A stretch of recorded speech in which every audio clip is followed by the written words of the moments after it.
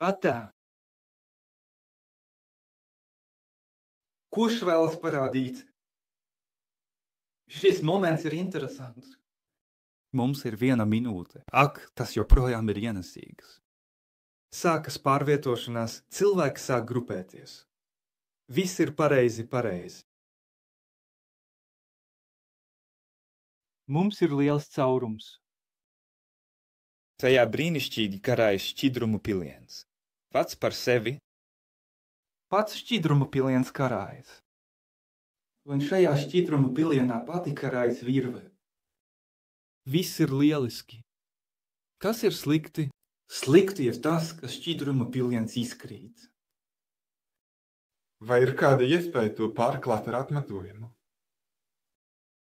Nu, atkal tas pats sākas. Ja padarītu to viskozu.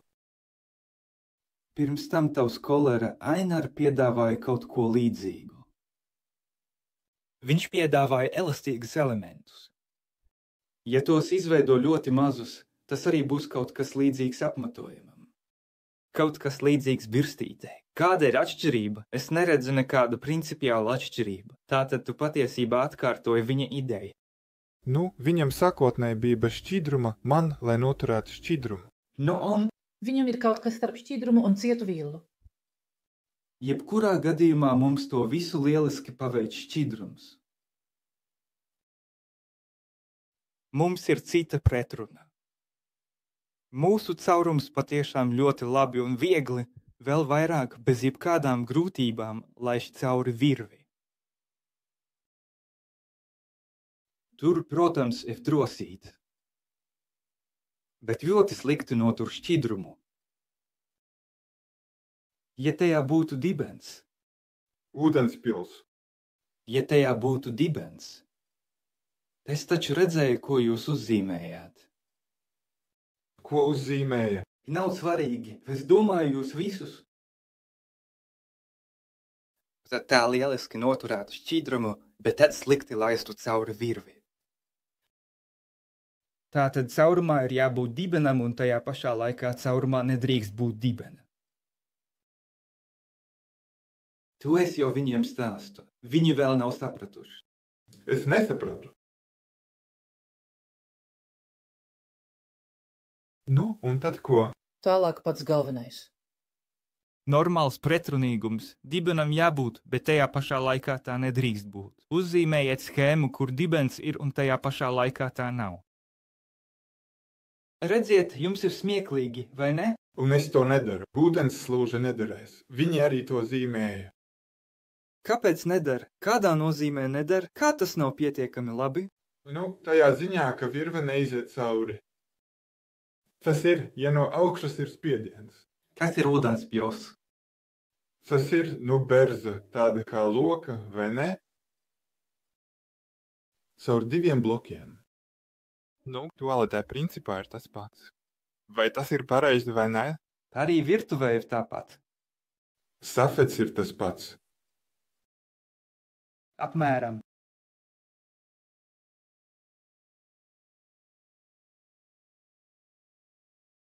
Ir 0 minūte. Mēs risinām pavisam citu uzdevumu.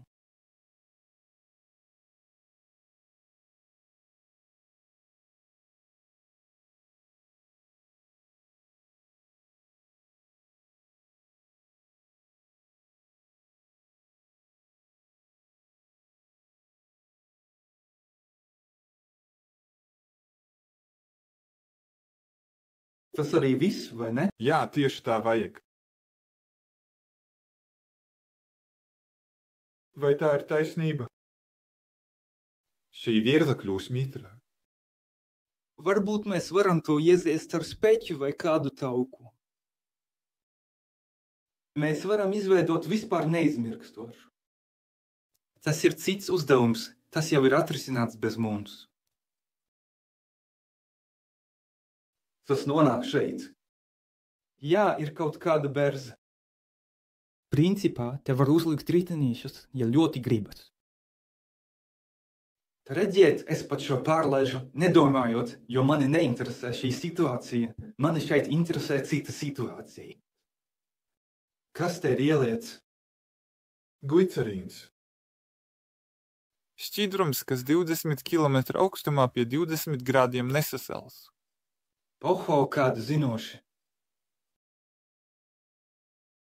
Un kas tas ir par šķidrumu? Kaut kāda eļļa. Tātad, kur ir problēma? Tas iztvaiko un nāk ārā kopā ar to. Nu jā. Kas ir 20 km? Retināts gaiss. Jā. Nu, tas ir ļoti retināts.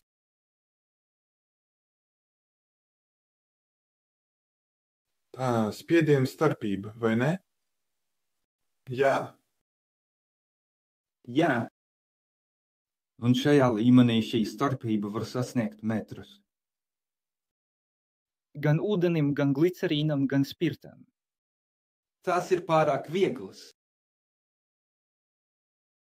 Tas ir pārāk viegls. Merkurs. Pikārs tur ielēja dzīvsudrabu. Bet.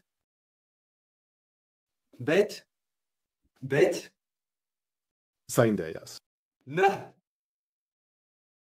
Bet viņš taču bija viltīgs. Nākamais uzdevums. Mums šeit jāieliek dzīvsudrabs tā, lai tas nelēkātu. Bet jūs nevarat ielikt dzīvsudrabu. Lūk, tam, kas šeit jābūt kā dzīvsudrabam, bet nedrīkst būt dzīvsudrabs. Un tam pēc svara jābūt tādam kā dzīvsudrabam pēc īpatnējā svara pēc blīvuma. Bet tam nedrīkst būt dzīvsudraba īpašības, jo dzīvsudrabs iztvaiko, un dzīvsudraba tvaiki ir briesmīgi indīga gāze. Ko darām? Nu, tu jau visu esi pateicis. Aplējam ar muļķību. Aplējam ar ko? Ar eļļu. Izveidojam slāņveida sistēmu. Mēs ielējam dzīvsudrabu, bet pa virsu, starp citu, arī šeit varam to aplaistīt ar kaut ko pilnīgi mums nekaitīgu.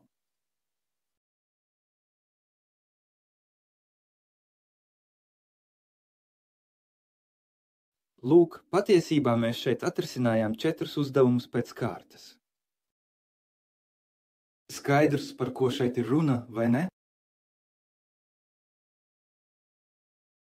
Redziet, jebkurš reāls, jebkurš praktisks uzdevums nekad netiek atrisināts ar vienu piegājienu.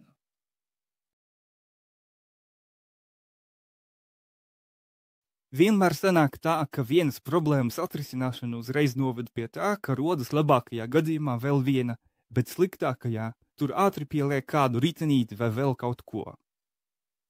Sliktākajā gadījumā vēl 2 vai 3 jauni uzdevumi. Un arī tos vajag ātri atrisināt, jo, ja to neizdara, tad galvenais risinājums nederēs.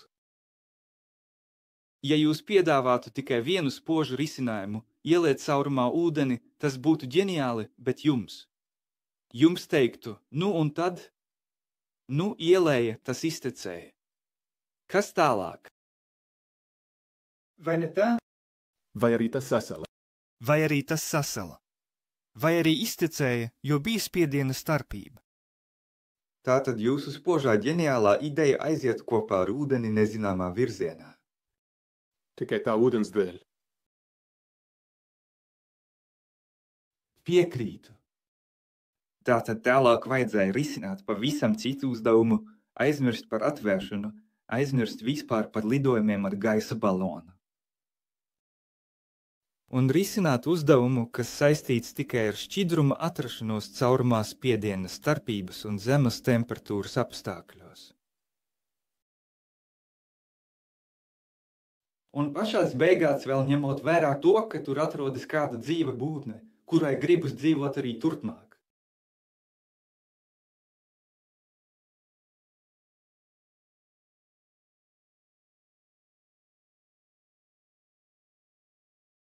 Līdz šim mēs ar jums visas uzdevumus risinājām vienā piegājienā. Tas ir gandrīz vienā reizē.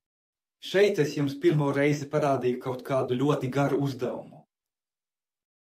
Vēlreiz uzsveru, visi uzdevumi patiesībā ir ļoti gari. Gan uzdevums par helikopteru, kuru mēs analizējām, gan uzdevums ar griežamo un visi. Visi reālie uzdevumi patiesībā sastāv no liela uzdevumu saraksta. Pārliecināju. Viss šodien pie tā vairs neatgriezīšos. Rīt atgriezīsimies.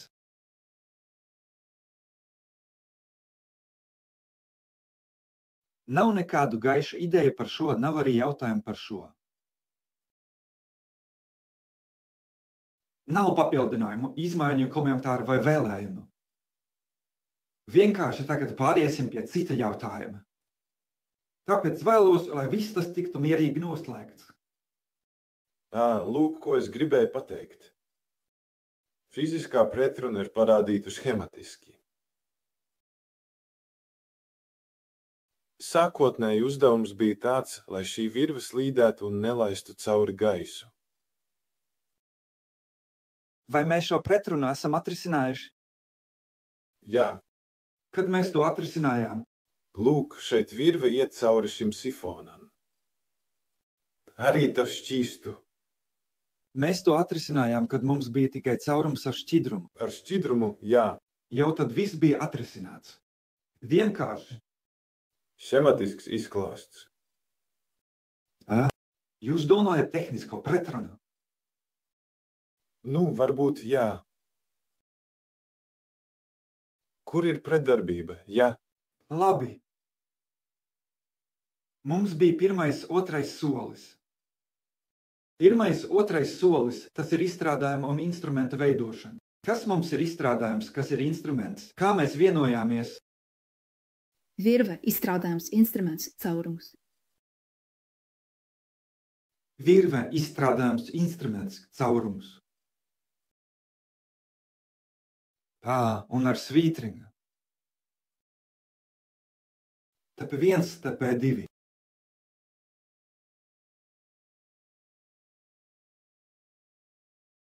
Svecīte sanāk ļoti skaista, vai ne? Kas mums ir 1? Caurums ir liels. jā, Kas mums ir 2? Caurums ir mazs. Mums ir virve. Un mums ir gaiss.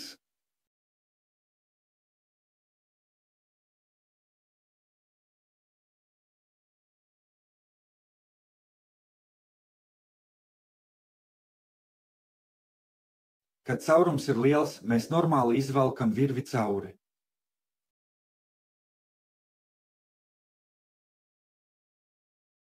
Bet arī gaiss labi iziet cauri caurumam, tāpēc mums tas ir negatīvs faktors. Ja caurums ir mazs, var uzzīmēt, ka slikti laiž cauri, bet var arī vienkārši tā pārvilkt pāri. Vispār neko nelaiž cauri. Bet šeit viss it kā ir labi.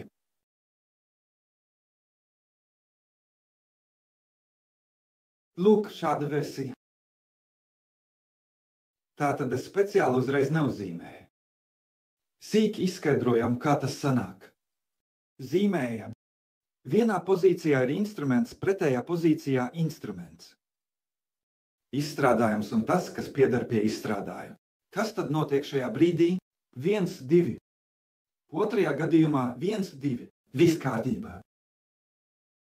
un kuru mēs izvēlējāmies? Mēs izvēlējāmies lielu caurumu. Mēs tajā lējām šķidrumu. Jā, Tā kā mēs izvēlējāmies lielu caurumu, tad mēs izvēlējāmies TP1. Un tālāk mēs pastiprinājām, mēs padarījām caurumu ļoti lielu, lai virve noteikti ļoti labi izietu cauri. Pastiprinājām. Bet tajā pašā laikā radās ļoti nopietna problēma, jo viss gaiss iekļuva burtiski uzreiz. Tur vajadzēja aizvērt un atstāt to tukšu virvei.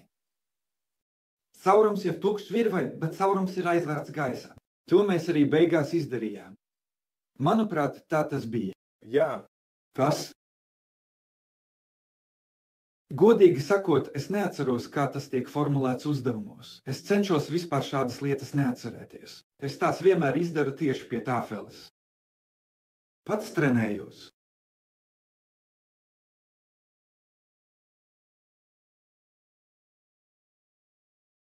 Daži vārdi par procesa organizāciju. Mums vēl ir puse dienas līdz šodienas bowlingam. Jā, vai kā tur bija? Vai līdz pirtī? Es pat nezinu.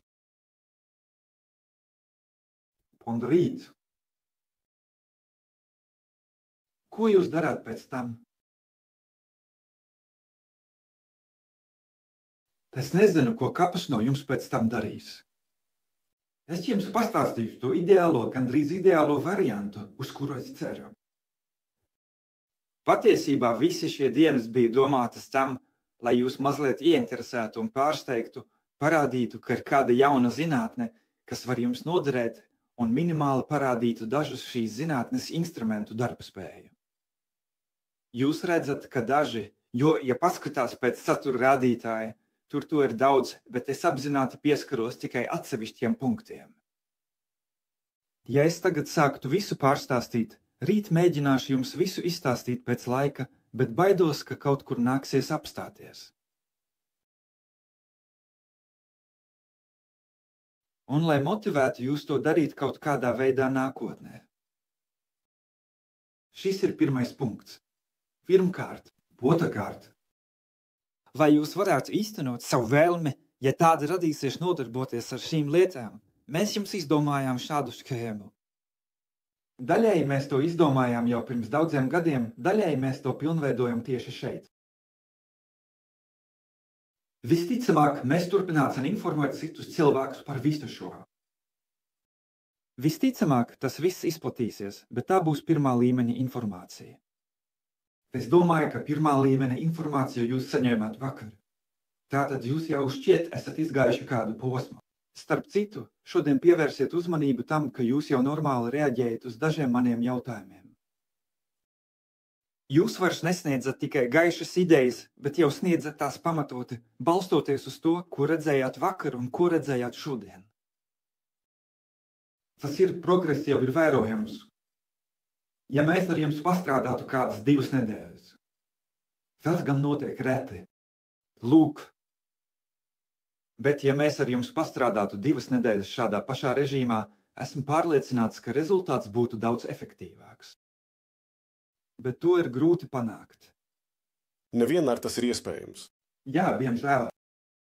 Tāpēc mēs jums piedāvājam otrā versija. Mēs jums piedāvājam šādu variantu. Jūs iesaistāties mūsu parastajā neklātienes apmācības schēmā. Ko tas nozīmē?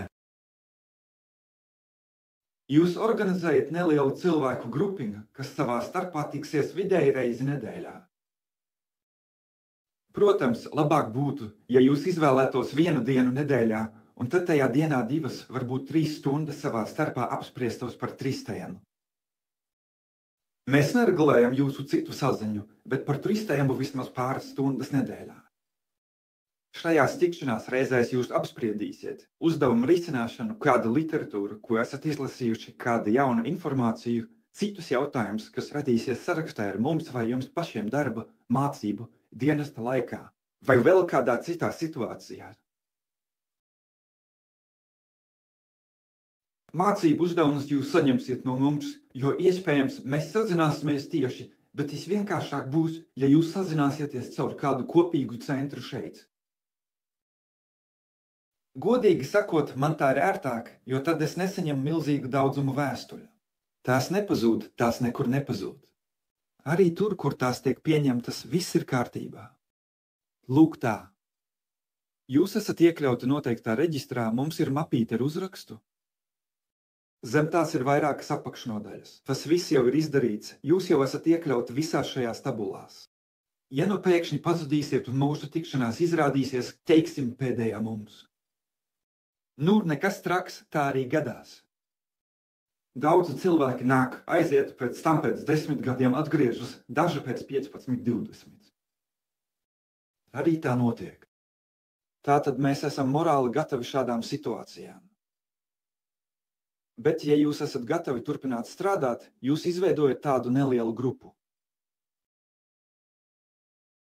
Rakstiet vai zvaniet, ja šeit tiekaties, paziņojiet par to. Un tad notiek normāla informācijas plūsma no jums pie mums un no mums pie jums. Kā jau teicu, gada laikā jums ar Alis palīdzību būs jāatrisina apmēram 50 uzdevumi. Ņemot vērā, ka būs īsts atvaļinājums, tas varētu būt nedaudz mazāks, bet vēlams mazāks par 40. Visi šie uzdevumu risinājumi tiks izskatīti. Jūs saņemsiet recenzijas piezīmes par katru uzdevumu.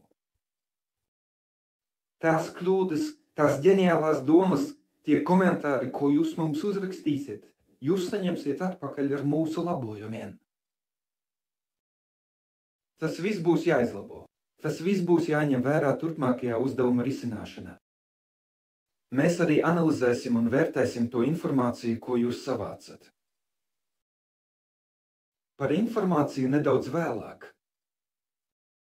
Mēs vērtēsim arī to literatūru, ko jūs lasāt. Tas arī ir ļoti svarīgi. Vēlreiz atkārtošu, literatūru, kas jums būs nepieciešama, jūs saņemsiet. Aptuveni pēc gada jums jau būs noteikts rezultāts. Bet kā? Parasti jau pēc 1. mēneša, tas ir pēc pirmajām 4-5 patstāvīgām tikšanās reizēm, jums sāks uzkrāties jautājumi, kurus sarakstē vai savstarpējā saziņā atrisināt neizdosies. Tad būtu vēlams satikties ar kādu vēl. Starp citu, tas nav obligāti ar mani. Lūk, varat izvēlēties citus pasniedzējus, aprunāties ar citiem pasniedzējiem klātienē, uzdot viņiem šos jautājumus un saņemt no viņiem reālas atbildes. Tā ir atsevišķa tēma. Es teicu, ka reizi mēnesī tas ir ideāli, reizi ceturksnī tas ir vēlams, reizi pusgadā vai gadā tas ir vienkārši nepieciešams, lai jums būtu normāls darba apjoms. Kā tas tiks organizēts tehniski un organizatoriski, es šobrīd nevaru pateikt. Tas viss ir atkarīgs no tā, kā jums vispār veiksies un kā jūs strādāsiet. Strādāsiet? Labi. Atradīsim risinājumu šai problēmai. Nestrādāsiet? Nodarbošos ar citām lietām. Bet šo organizatorisko ceļu jums ir ļoti labi jāsaprot. Aptuveni gadu pēc reāla mācību uzsākšanas mēs pāriesim pie jūsu praktisko uzdevumu risināšanas. Agrāk to nevar. Vakar teicu un šodien atkārtoju, īpaši uzsverot, līdz brīdim, kamēr jūs daudzus paņēmienus ar instrumentiem neveiksiet automātiski, kamēr tie nebūs jums ļoti cieši iesakņojušies, līdz tam brīdim es nedrīkstu jūs laist uz cīņas paklāji. Man nav tiesību teikt, ka šodien jūs jau daudz ko zināt, tāpēc lūk, plašs ceļš, ejiet pa to un sakiet, Aleksei, tagad ar 3 palīdzību varat izdarīt jebko. Es neesmu burvis, jūs droši vien arī neesat gluži burvī. Tāpēc darīsim tā, ka mēs tomēr izaugam līdz šim normālajam līmenim un garantējam sev un citiem kvalitatīvu risinājumu ar šo instrumentu palīdzību. Es neizslēdzu atsevišķu personību iedzimto ģenialitāti. Dievs pasarg. Es uzskatu, ka ļoti daudz cilvēku dzīvo bez 3. Es zinu daudzus piemērus vēsturē, piemēram, tas pats Edisons, vairāk nekā 1000 patentu. Neviens no tiem nav radīts ar 3 palīdzību. Viņš vienkārši sākumā negribēja 3. Viņam bija laboratorija ar 1000 darbinieku. Tikai vēlāk viņš izveidoja laboratoriju. 3 vienkārši tajā laikā vēl nebija, viss vēl nebija izgudrots. Lūk tā. Tā tad var arī bez tā, bet ar to ir ērtāk. Daudzi cilvēki nodarbojas ar eksaktajām zinātnēm un slikti pārzina matemātiku. Nu, viņiem arī tāpat sanāk. Ļoti labi. Tātad es jūs vairs īpaši nenovirzu uz nodarbībām. Es vienkārši paskaidroju, kā jūs to varat izdarīt, ja jums radīsies tāda steidzama, nopietna, aktīva vajadzība. Jebkurā gadījumā, pat ja jūs uz kādu laiku aiziesiet un mēs zaudēsim kontaktu, šeit ir cilvēki, kas ar kaut ko nodarbojas. Krajējā gadījumā ir mūsu e-pasta adreses. Laiku pa laikam varat kaut ko pajautāt vai uzrakstīt. Varbūt kaut kas radīsies. Mēs nekad neatteiksimies no šāda veida kontaktiem. Mēs nosakām noteiktas robežas mūsu saziņai, bet no normālas komunikācijas mēs nekad neatteiksimies. Es uzskatu, ka tas vienmēr var būt apusēji noderīgi. Tātad šāds. Fornants. Vai ir kādi jautājumi par šo?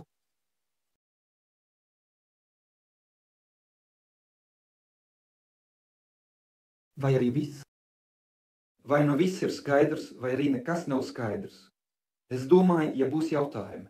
Tad tie parādīsies. Vēlāk. Labi. Šis mani jau apmierina. Tātad šodien ar šo visu turpinām tālāk.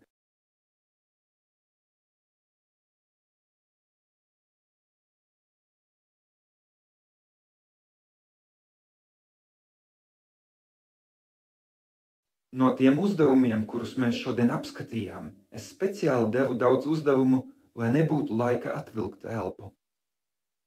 Vai ir kādi jautājumi par iepriekšējiem uzdevumiem?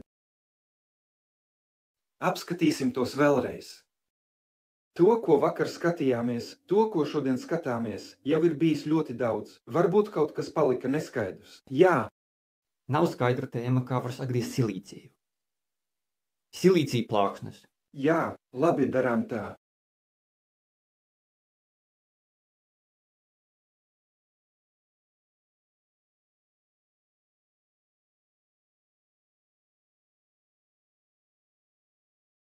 Nianse. Jūs interesē jautājums tieši par to risinājumu vai vispār, kā tās griež? Esmu gatavs atbildēt gan uz vienu, gan uz otru jautājumu. Lūk. Kā izdodas tās izgriezt glīti? Lūk, kādos veidos? Tas ir skaidrs.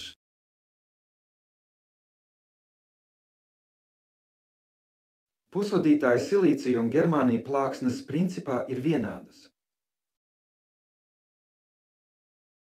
Nu, izņemot ķīmisko sastāvu un dažas nianses, kas mums nav tik būtiskas.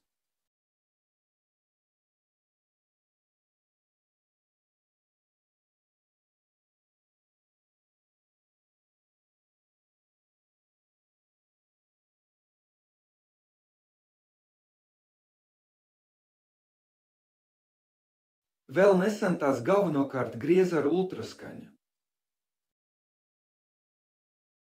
Tika ņemts sietiņš. No kāda īpaši izturīga stieplītes. Tas viss tika iegremdēts šķidrumā. Uz sietiņu tika padoti ultraskaņas frekvences svārstības.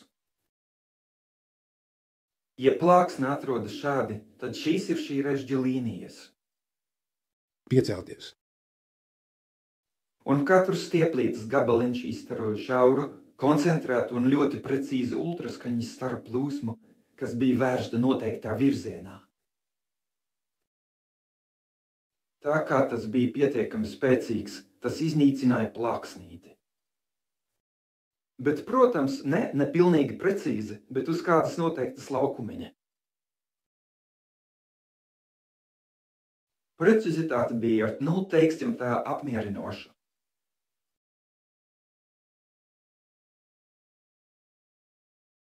Kopš brīža, kad plāksnes sāka kļūt lielākas, šīs iekārtas, piemēram, kaut kādu iemeslu dēļ vairs nepatika. Nezinu, kāpēc. Tāpēc sāka darīt citādi.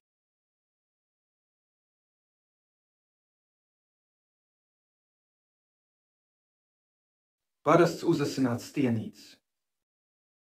Dažreiz tam piestiprināja mākslīgu vai dabīgu dimantiņu un noteiktā leņķī.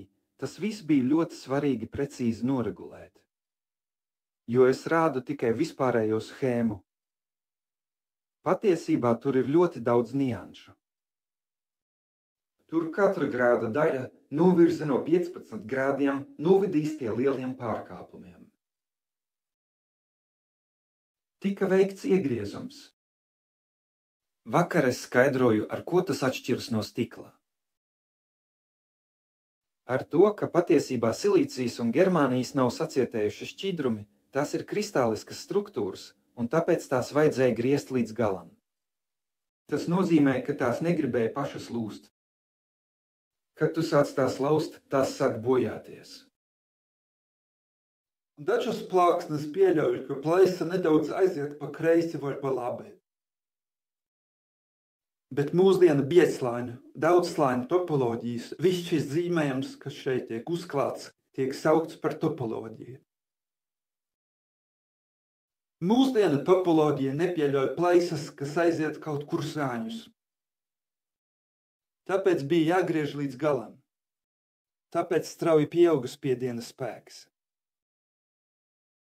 Taču tā kā spiediena spēks strauji pieauga, radās pretruna. Dimants ir ļoti ciets materiāls, bet dimants ir arī trausls materiāls. Ja jums vai jūsu paziņām ir gredzens ar briljantiem, neiesaku sist pa tiem ar āmuru. Sabojās ir gan āmuru, gan arī pats briljants var ciest. Un arī āmuru. Nu, tas, ka āmurs tiks sabojāts, ir skaidrs, jo uz tā paliks tādi iegriezumi. Bet briljants var saplīst. Un parasti tas arī saplīst. Jo jebkurā dabīgā dimantā, pat pēc rūpīgas apstrādes, pat ja dimants ir juveliera tīrības, tajā vienmēr ir dislokācijas. Gandrīz vienmēr. Kas tas ir? Tas nozīmē, ka kristāliskajā režģī. Tagad paskaidrošu. Lūk, parasts kristāla režģis izskatās šādi.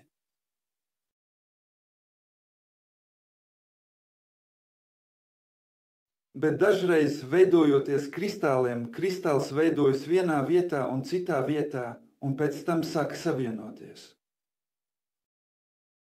Un tieši savienošanās brīdī var rasties šāda situācija. Šī ir situācija.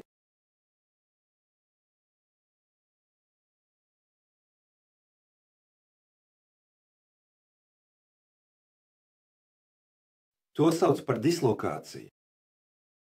Tātad jebkura mehāniska bojājuma gadījumā ne obligāti tieši šeit, bet kaut kur tuvumā trieciena, patiesībā ne trieciena, bet elastības vilnis, kas nonāk šeit, noved pie šīs saites pārraušanas. Un tad automātiski sākas tālāks bojāšanās process. Jo es uzzīmēju tikai vienu, patiesībā to tur ir vairāk. Jo sarežģītāka ir kristāliskā struktūra, jo lielāka ir kristāliskā struktūra, jo lielāka iespējamība, ka pastāv dislokācija, jo sliktāk tas ir un jo smagākas ir sekas no visa tā.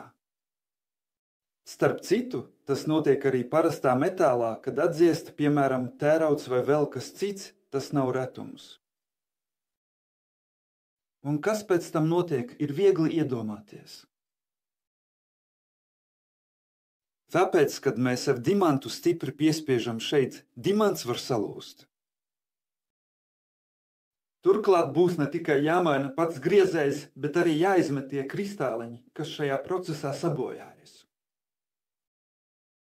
Un mēs jau runājām, tas ir dārgi. Tāpēc ir vairāki varianti, kā tālāk pilnveidot griešanas metodi. Ir arī dimanta ripiņas. Tās izskatās šādi.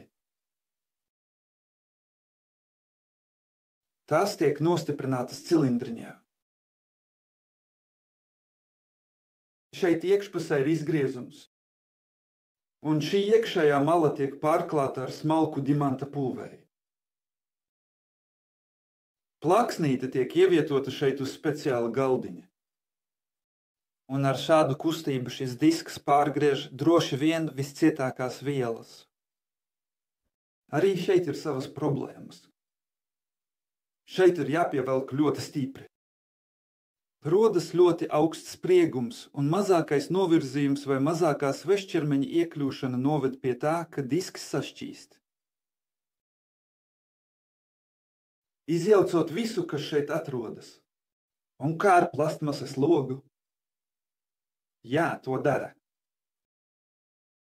Lūk, tas viss jau ir izdarīts. Ticiet man, pusvadītāja ražošana ļoti energoietilpīga, zinātnietilpīga, finansiāli dārga, tāpēc un arī prāta ietilpīga. Tur tagad ir sabāzts viss iespējamais, jo, lai izveidotu atmiņas čipu ar 16 gigabaitu ietilpību, un tādi jau ir, piemēram, Samsung, Toshiba un vēl dažas kompānijas tagad ražo šādu veidu čipus. Jūs saprotat, cik daudz ir jāiestrādā šādā kristāliņā aptuveni dabiskā izmērā, lai tur būtu 16 gigabaiti. Tur ir jāieliek ļoti daudz kas, bet tas ir.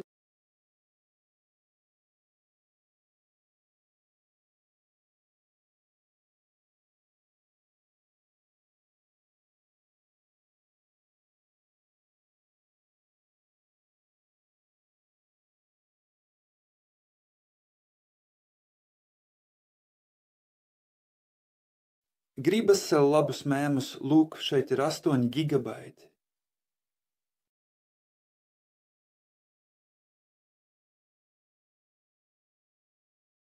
Tātad šeit vēl ir kontaktu daļa, vēl tur ir stiprinājums.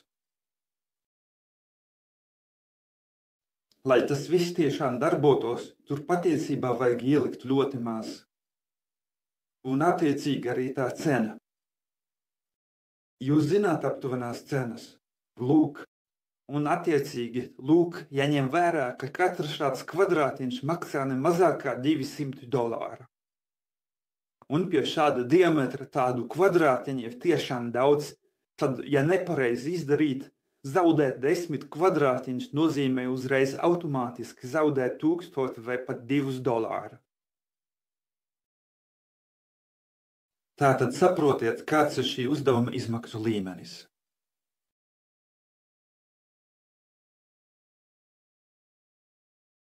Uzreiz sākās vērtējums, viss kā pienākas. Nu, izklausās iespaidīgi. Pirmo reizi pusvadītāja Germānija darbnīcā nokļuva 1969. Gadā prakses laikā, kad vēl bija pirmā kursa students. Man iedeva, tikko no krāsnes izņēma svaigi izkausētu un atdzesētu pusvadītāja Germānijas tienīti. Tas bija apmēram šāda izmēra. Un apmēram šāds bija arī biezums. Man to iedeva rokās, protams, ar cindiem, lai es to nesasmērētu. Lūk, nevis, lai es pats nesasmērētos, bet lai es to nesasmērētu. Lūk, tas tā kādu brīdi man rokās pagulēja. Nu, kā tad īsti ir? Labi? Jā, nu viss lieliski. Redzi, tu tur rokās Volgu automašīnu Volga. Vau! Uzreiz kaut kā likās, ka svars palielinājās. Lūk, tagad tas ir dārgi. Vienkārši tīra Germānija gabals. Jā. Bez. Jā, vēl bez topoloģijas. Tikai vēl viens lietnis. Stiena. Vēl nesagriezt stienus. Tas maksāja vairāk nekā 20 000 rubļu. Tajā laikā tas atbilda $20 000, jo tajā brīdī 1 rublis bija vienāds ar 1 gramu zelta. Tāda bija nomināla vērtība. Es nemeloju, varat pārbaudīt tā laika uzziņu grāmatā. Tāpēc šāda veida plāksnes. Mercedes. Droši vien ekskluzīvs. Jā. Tāds pats kā tas, kuru Švarcenegers reiz izglāba no mušas kodiena. Muša viņam sekoja, lūk. Nesapratu. Un kas tas ir raķete? Jā. Nu jā, tā ir tā iekārta. No mīklām un luminiscējošām gaismām. Tātad vienīgais, kas tika bojāts, bija tas, ka riepas nedaudz nosēdās, bet citādi viss bija kārtībā. Tas var izurkties cauri labai tvertnei. Bet Mercedes cauri neizšāva. Tātad cilvēks saprata, kas var notikt. Bet tas, protams, nav ierakstām. Braucam tālāk. Kādas šausmas es stāstu, vai ne? Un te, tā kā sākas mēģinājums likt šai plaksnītē pašai sadalīties. Jūs man vakar mājienu devāt par kumulatīvo lādiņu, un es neiesaistījos diskusijā ar jums. Ne jau tāpēc, ka es neuzsāku diskusiju, man nebija ko teikt. Vienkārši gribēju to pārcelt uz kopīgu apspriešanu. Kāda bija tā lēmuma būtība, ko mēs saņēmām? Tas neapmierināja mūsu galvenos pasūtītājus. Mūsu galvenais pasūtītājs bija firma, kas ražoja šīs griezēja galviņas. Protams, viņiem nepatika, ka mēs piedāvājam risinājumu, kas būtībā nozīmē pilnībā no tā atteikties. Tas nav smuki. Jā, tas ir ļoti netaisnīgi. Un tā mēs kādu laiku šo risinājumu vispār turējām slepenībā tieši tāpēc, ka negribējām pievilkt savus partnerus. Es jums rādīju fotogrāfiju uz ekrāna. Tur sēdēja šīs firmas īpašnieks, kurš bija mūsu grupā. Lūk, viņš atrisināja problēmu kopā ar mums visiem un vēlāk iesniedza šo patentu arī sev. Tātad mēs visi kopā noformējām šo patentu. Tagad viņš nodarbojas ar šī patenta pārdošanu kādai no Austrumāzijas datorfirmām. Uz kuru tieši tā jau ir viņa problēma. Viņš sazinās ar Japāņiem, korejiešiem. Mūs tas neuztrauc. Pēc tam mēs no tā kaut ko saņemsim. Nu, labi, ja saņemsim. Ja nesaņemsim, arī labi. Ko mēs piedāvājām? Atkal paskatāmies uz šo plāksnīti. Kā vispār veidojas topoloģija? Lūk, šeit šo atomu vietā, piemēram, silīcija vai germānija atomu vietā, mēs ievadām kaut ko citu. Vai nu tas ir arsēns, vai hrons, vai vēl kaut kas cits. Un tādā veidā mēs izveidojam atsevišķus apgabaliņus, kas darbojas citādi nekā parastā plāksne. Tie darbojas vai nu kā kapacitāte, vai kā induktivitāte, vai arī vispār kā pusudītāja pārēja. Ja mēs apvienojam 2 vai 3 pusudītāja pārējas, mēs iegūstam tranzistoru, sarežģītu tranzistoru, piemēram, pentoda tipa vai vēl kādu citu. Tas viss notiek tieši atomu līmenī vai atomu grupu līmenī. Tāpēc nākamais solis. Kas mums traucēja izveidot šādu dislokāciju vai mākslīgu kvazidislokāciju? Tā vietā, lai izmantotu šos atomus ar jonu lielgabalu palīdzību, mēs ievadām, piemēram, to pašu arsēnu, kas padara šo plāksnītes daļu ļoti trauslu. Teorētiski biezums varētu būt vienāds ar attālumu starp 2 blakus esošiem atomiem. Nu, praksē, protams, mēs iegūstam daudz lielāku biezumu, bet teorētiski mēs varam šo attālumu samazināt līdz tik mazam un pārgriezt tieši pa šo slāni. Turklāt mēs ne tikai pārgriežam, bet panākam, ka šī līnija pati tiecas sabrukt. Un kad mēs... Spriegums, jā. Un kad mēs uzliekam nelielu elektrisko spriegumu uz plāksnītes, tā pati uzsprāgst, tā sabrūk šajās sastāvdaļās, jo šīs saites vairs nedarbojas, tās vairs netur vienu otru kopā. Lūk, kur slēpās šī risinājuma būtība. Tātad mums nebija jāieved tur sprāgstvielas, mums bija jāieved kaut kas tāds, kas noteiktā brīdī padarītu šīs saites nedarbojošās.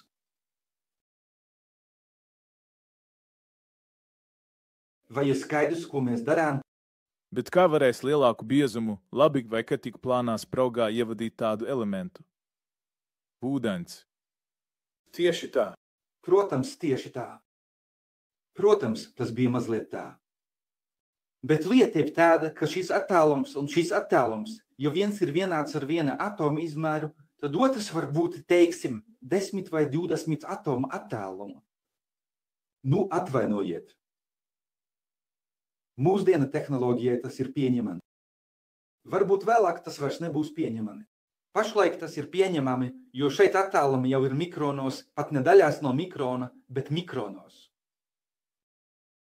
Jo, lai arī kā viņi asinātu šo griezni, lai ko viņi arī darītu, šeit zudumi ir daudz lielāki. Un biezums mikronos, ņemot vērā milzīgo šo līniju daudzumu, jau veido kvadrātcentimetrus. Un, ja sareizinām ar biezumu, jau iegūstam kvadrātdecimetrus kubikdecimetrus tilpuma. Un tas jau ir izmaksu jautājums. Un tālāk, ņemot vērā plākšņu skaitu, mēs sareizinām un iegūstam. Es pat nezinu, cik tas būtu dolāros. Tātad ar šīs jonu lielgabalu palīdzību viņi tieši iekļūs pašā struktūrā, vai ne? To jau dara pēdējos 25 gadus. Ar jaunu lielgabala palīdzību tiek veidota bieza dislokāciju struktūra. Tur tiek ievadīti joni kolastriskās režģi mezglos. Tas jau ir darīts ļoti ilgu laiku. Tas nav nekāds jaunums ne tehnoloģijā, ne vēl jau vairāk zinātnē. Tātad patiesībā viņi vienkārši piedāvā visu šo izmantot liederīgi, lai tas darbotos kā kāds elements. Bet mēs piedāvājām to izmantot it kā par sliktu, lai tas iznīcinātu plāksni, bet tikai tur, kur mums tas ir vajadzīgs. To nedara tikai tāpēc, ka tas sabojā plāksni patiesībā. Bet mums tieši vajag to sabojāt. Jo dažreiz sistēma ir jāizveido, bet citreiz tā ir jāiznīcina. Dažreiz mums ir jāaizsargā spārns, bet citreiz tieši otrādi kaut kas tajā ir jāizbojā. Un tam, kurš risina uzdevumu, pilnīgi vienalga, vai viņš to dara ar plusu vai mīnusu. Protams, no morālā viedokļa tas nav labi, bet ir skaidrs, kas tika izdarīts un kā. Kādi vēl ir jautājumi par šo tēmu? Kāpēc plāksnes ir apaļas, nevis kvadrātveida? Tāpēc, ka tā ir ērtāk izgatavot sagataves. Jo šķīriem jābūt ārkārtīgi tīriem. Pirmkārt ir jāiegūst monokristāls. Jo parasti, kad, piemēram, dzels, tērauds vai čuguns sasalst, sacietē kristalizējas, tas ir polikristāls, kas sastāv no domēniem. Katrs domēns ir atsevišķs monokristāliņš. Tēraudam tas nav svarīgi. Tur viņa iegūst spēku ar citiem līdzekļiem. Bet, kad runa ir par iekšējo struktūru, lai mēs varētu visu to pamatīgi magnetizēt, mums ir jāizkārto visi domēni noteiktā kārtībā vai jādara vēl kas cits. Ja mēs šeit sāksim veidot polikristālus, ko mēs iegūsim? Šeit viss ir labi, bet, piemēram, šeit jau kaut kas nav kārtībā, jau ir citi domēna robeža. Un šeit, iespējams, tas ir pārgriezts uz pusēm. Tāpēc, lai iegūtu efektu pa visu plāksnes virsmu, daudz efektīvāk ir, ja sākotnējo stieni, tādu kā stienīti, kā garu vietnamiešu gurķi, mēs iegūstam kā monokristālu, vienotu kristālu ar minimālu šādu dislokāciju skaitu, bet vislabāk, vispār bez tām. Nu, protams, pilnīgi bez tām neizdodas, bet ar minimālu daudzumu. Tāpēc viss vispirms balstās uz uzdevumu, kā iegūt šādu biezu stienīti. Pēc tam šo biezo stienīti ir jānogriež ļoti uzmanīgi. Un tad, kad šīs plāksnes jau ir iegūtas, ar tām var kaut ko darīt. Un tās jau pēc definīcijas ir tādas. Protams, tās var apgriezt, bet Germānijas visas šīs atgriezas, visus šos gabaliņus pēc tam savāc un nosūta pārstrādē. Bet silīcijas šobrīd pārstrādē nepakļaujas. Pusvadītāji silīciju vēl nemāk pārstrādāt, tas ir ļoti neizdevīgi, ļoti dārgi. Germānija ir spiesta pārstrādāt, jo nav citas izējas, jo patiesībā. Daudz dārgāk, jā. Lieta tāda, ka dabā neeksistē Germānija atrada. Rūpnīcas, kas ražo Germāniju, ne tikai pusvadītāju, bet vispār Germāniju parasti strādā ar koksķīmijas uzņēmumu atkritumiem. Tātad tur, kur no oglēm iegūst koksu, rodas visādi atkritumi. Daļa atkritumu tiek izmesta, bet daļa tiek pārstrādāta. No tiem iegūst pavisam nedaudz Germānija. Tur taču ir grams, vai ne? Miligrams. Miligrams. Kāpēc tas vispār ir tik dārgs? Pēc tam, kad viss tas ir savākts, izgatavots, sagriezts, jebkāda brāķi tiek ļoti rūpīgi savākti, ar rotiņu noslaucīti, tad atkal aizvest uz rūpnīcu, atkal attīrīti, pārstrādāt un viss sākas no jauna. Tāpēc tā cena ir neprātīga. Tāpēc tikai dažas valstis to var atļauties, lai gan Germānija plāksnes ir labākas par silīciju plāksnēm. Ļoti maz valstu to var atļauties. To varēja atļauties Savienība, to varēja atļauties ASV un nedaudz arī Japāna. Koreja to nevar atļauties. Jebkurā gadījumā es nezinu, ka tur ražošanā būtu izmantotas Germānija plāksnes. Silīcijs. Kas vēl par šo tēmu?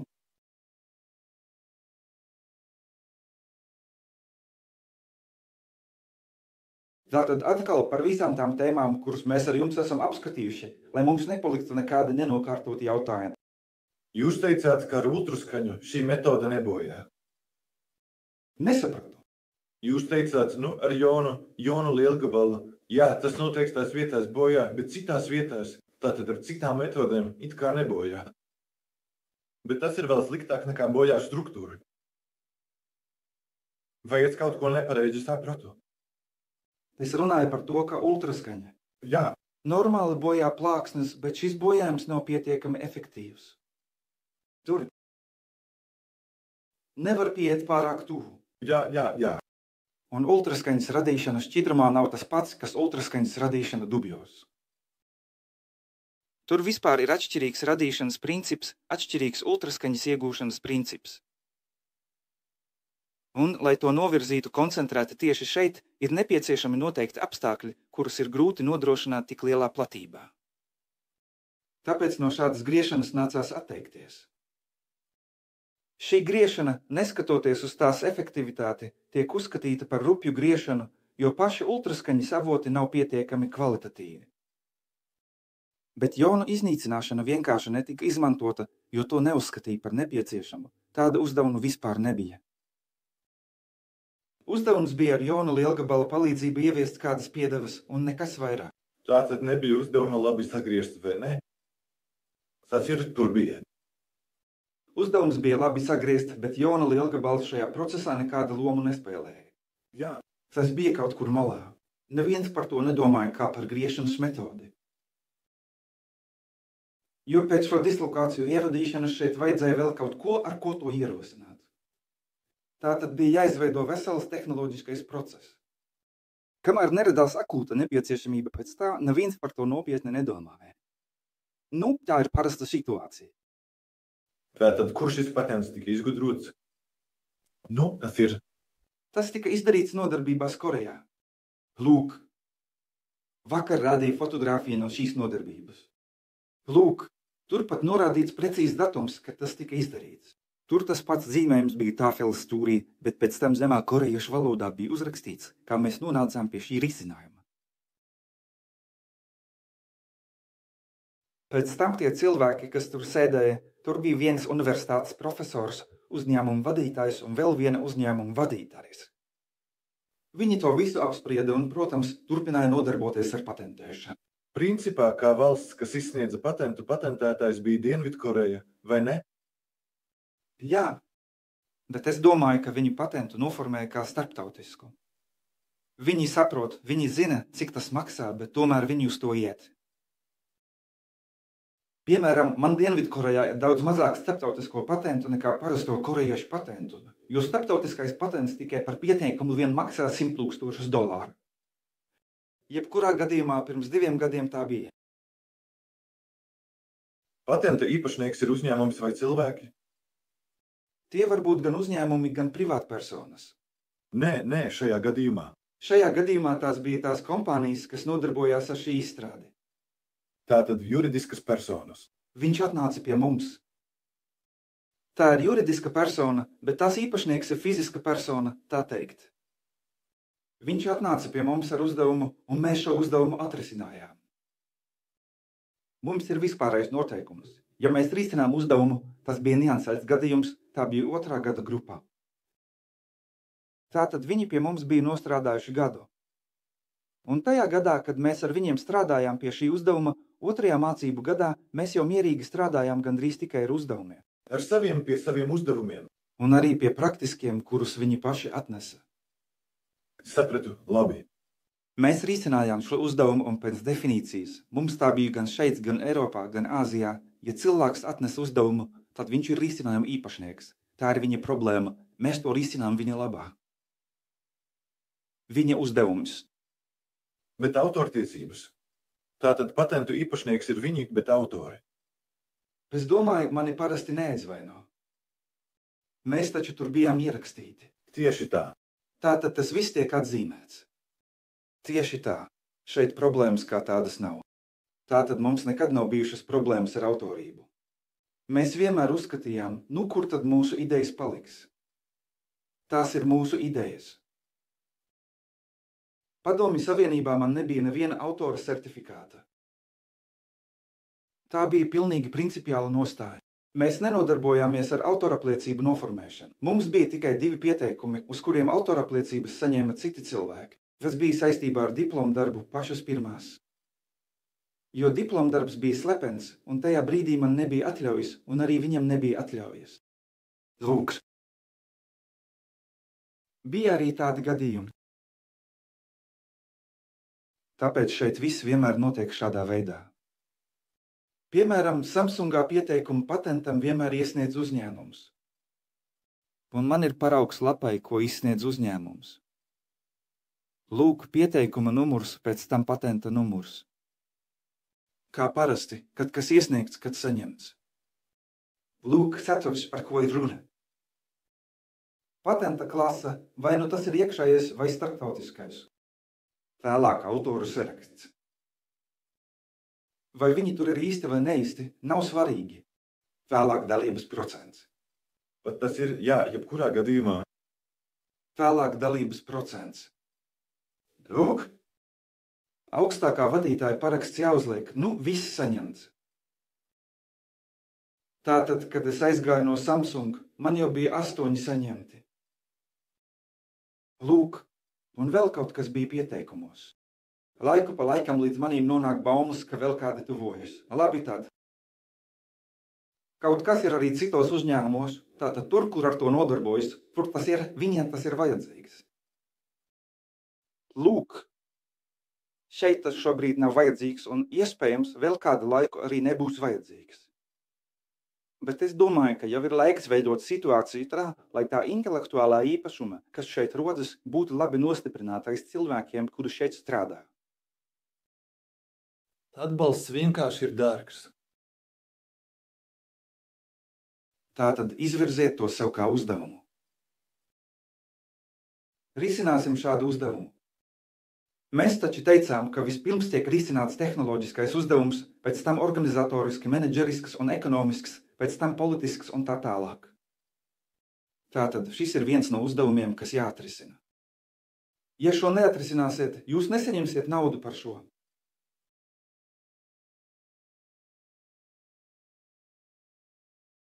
Nākamais. Tas vēl bija. Tur bija daudz kāds. Davai sašpiedīsim, pēc tam vairs neatgriezīsimies. Nu, tas ir, tas tuvojas. Tātad,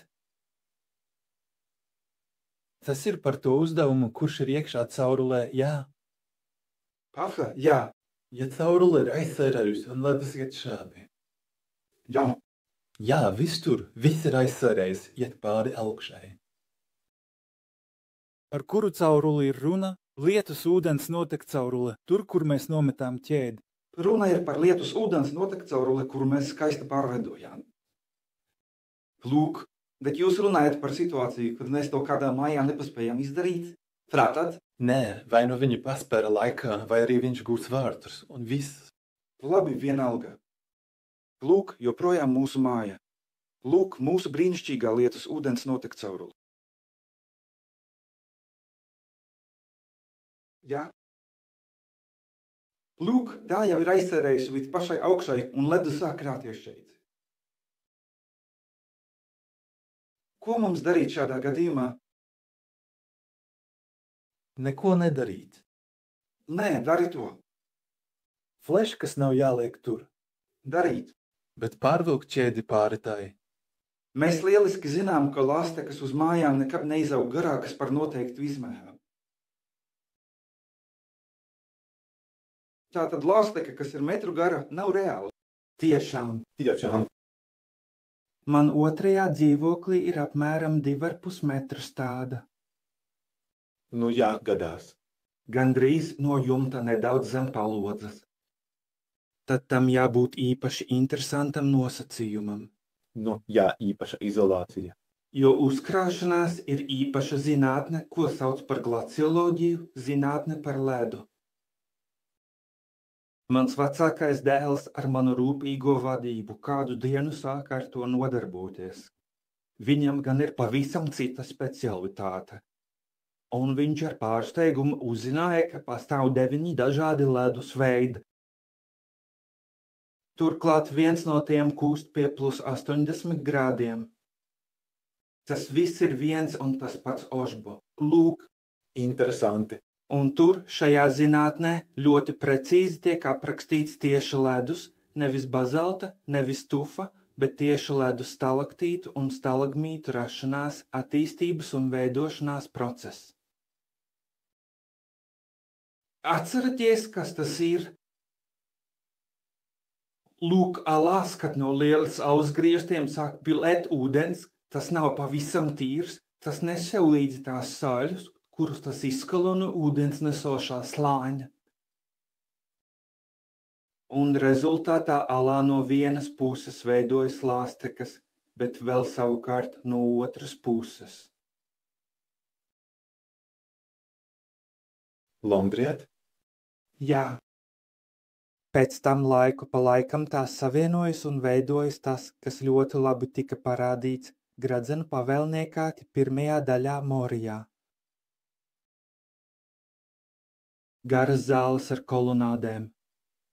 Rodas sajūta, ka tiešām rūķi būvējuši. Patiesībā nekādu rūķu tur nav, tas ir pilnīgi dabīgs fenomens. Bet skaisti. Tātad pastāv noteikti likumi. Cik garas un kāpēc var parādīties šādas lāstekas? Parasti no parasta ūdens pie parastas jumta lāsteka, kas garāka par pusmetru, nav iespējama. Tātad tur jumtam jābūt vai nu ar cinka pārklājuma, vai šīferī jābūt kādai piedevai. Metālisks. Vai nu cirks, vai cinks, kā jau teicu, vai arī kaut kas krāsā. Tātad jābūt kaut kam tādam, kas liek lāstekai pagarināties. Faktiski nostiprināties pie pamatnes. Par to jau es arī runāju. Lūk, jebkurā gadījumā, kas mums traucē izdarīt to pašu, ko mēs izdarījām šeit. Piekarināt kādu trosīti tieši visbīstamākajā vietā. Lūk, piekārt spirālē. Kāpēc spirālē? Pakārt virvi. Kas mums ir bīstams? Mums lāstekas pats bīstamākais brīdis ir tās nolūzums. Ja lāstekas mierīgi izkustu, problēma nebūtu. Bet galvenā lāsteku problēma ir tā, ka tās nolūst, un kur tās nolūst? Pie pašas pamatnes, vai ne? Jā. Kāpēc? Tāpēc, ka tur ir cita struktūra, tur savienojas divas. Tāpēc, ka jumts uzsilst. Nē, nu jā. Tā pakāpeniski kļūst plānāka, bet jumts intensīvi uzsilst un lāsteka atdalās un pati nokrīt lejā. Tā gandrīz nekad nenolūst pa vidu. Tas ir ārkārtīgi reti, kāds vējš, trāpījums ar sniega pikām vai vēl kāda pārāk aktīva ārēja iedarbība. Ja jūs to labi novērotu, lāstekas nolūst tieši šeit, un tas ir pats bīstamākais. Un tad tā kļūst pa šķēpu. Un ja jumts, kā jūs pareizi pamanījāt, ir ar kaut kādiem papildinājumiem, tad rodas šāda situācija. Šīs ir vēl bīstamākas ar to, ka augstās mājās, piemēram, 5 stāvu vai 9 stāvu ēkās, tās nav redzamas, tās gandrīz nemaz nav redzamas. Un, kad sākas atkusnes, viss notiek pēkšņi. Pagājušajā ziemā Kijevā mums bija vairāki traģiski gadījumi, kad cilvēkus nācās steidzami operēt, jo uz viņiem notika šāds uzbrukums.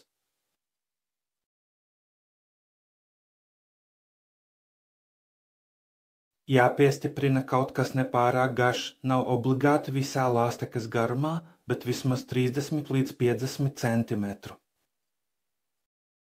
Tā, lai tas karātos pie malas un labi turētos. Tātad to var izvietot praktiski pa visu karnīzes perimetru, nu vai tur, kur. Var, bet parasti lāstekas veidojas tikai noteiktās vietās. Un tie, kas dzīvo mājā vai pastaigājas pie kādas mājas, lieliski zina, ka ir vietas, kur lāstekas vienmēr ir, un ir vietas, kur lāsteku nekad nav. Lūk, turklāt ir vēl daži papildu faktori. Nezinu, vai tas ir raksturīgi jums, bet jebkurā gadījumā var organizēt siltuma plūsmu no mājas. Māja vienmēr ir silta, ir vēl tāds likums. Bet šeit viss jau ir atkarīgs no ārējiem apstākļiem, kurus es šobrīd nezinu. Tātad dažas mājas to var atļauties, citas nē. Daļu siltuma plūsmas no mājas var novirzīt šeit. Nu, tieši šīs siltuma plūsmas dēļ lielā salā šie lielie trauki arī izkūst. Jā. Un mums ir svarīgi, lai tās sāktu veidoties un uzreiz atdalītos. Un tad šai siltuma plūsmai un tās virzienam ir jābūt vadāmam, kā mēs šodien apspriedām, vai ne? Bet kā to padarīt vadāmu šeit? Nezinu. Tas jau būs atkarīgs no ļoti konkrētas mājas. Tātad pagaidām es šeit neredzu modeli. Redzu tikai uzdevumu, kas izvirzīts vispārīgi. Jā, ar to jāspēj rīkoties. Jā, ar to kaut kas jādara.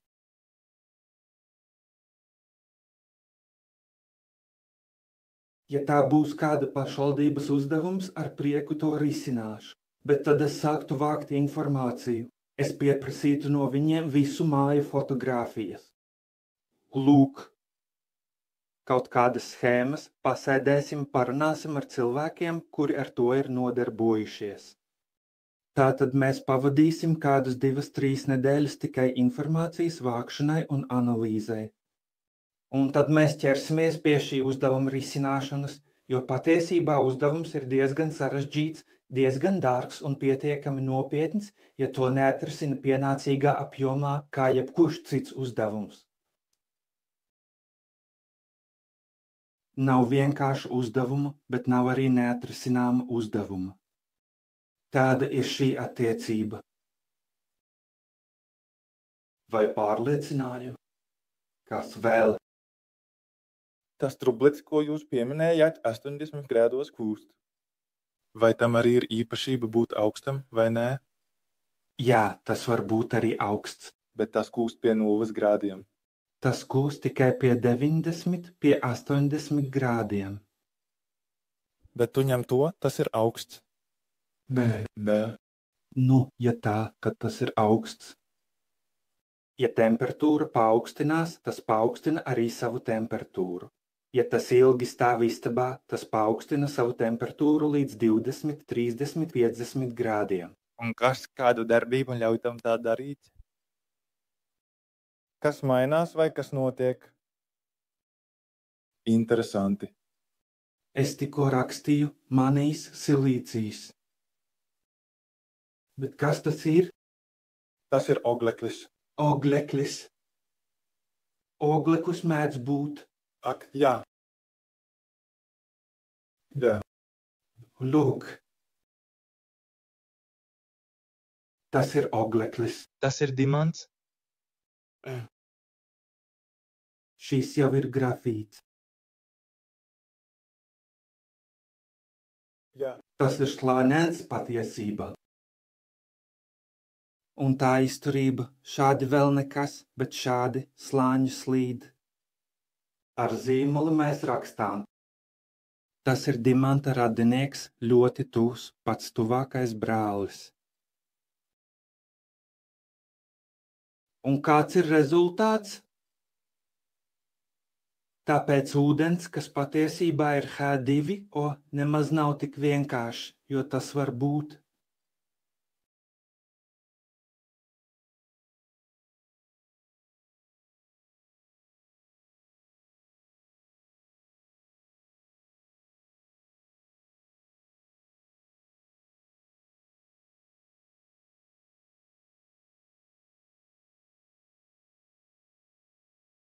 Deutērijas.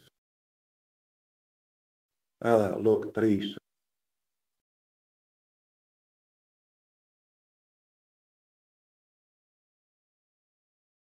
Tātad tādi elementi.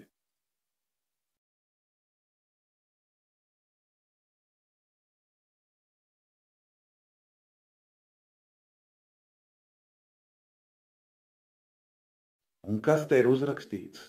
18. Ir vēl 3 skābekļa izotopi. Jā. Patiesībā tā ir. Jā.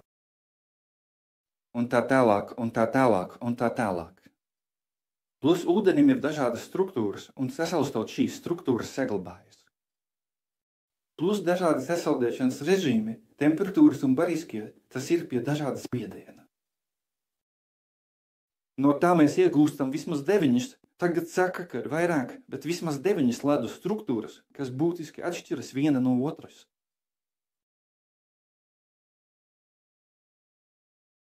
Lūk, visas šīs ūdeņi ļoti stipri atšķiras savā starpā. Bet vai tajos ir radioaktivitāte? Radioaktīvs ir tikai tās, kurās ir friktījis, un arī tad ļoti nenozīmīgi. Bet vai vēl ir tā sauktā smagā ūdens? Nu, es taču to arī uzrakstīju.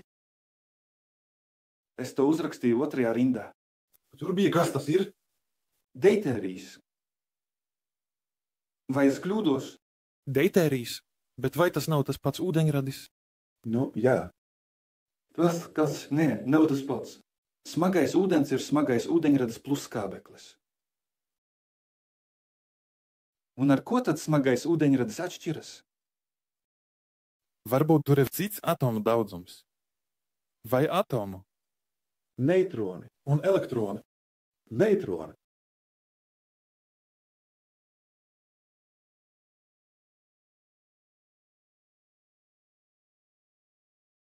Viens protons, viens elektrons. Fēlijs.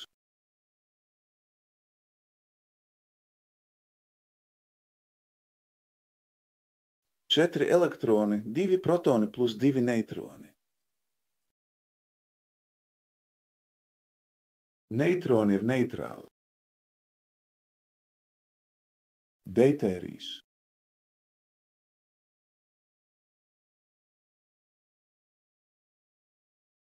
Viens elektrons, viens protons un viens neitrons. Nu, un tad tritīs.